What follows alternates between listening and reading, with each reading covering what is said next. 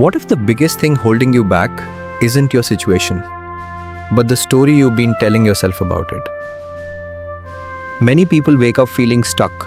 They carry old disappointments, broken trust, failed plans, and silent fears. A young man walked to work every day past an elderly gardener. The gardener always smiled, even during difficult weather. One day, the young man asked, "How do you stay positive when life is so hard?" The gardener replied, "I cannot control every storm, but I can choose what I plant after it passes." Years later, the young man realized that wisdom changed his life.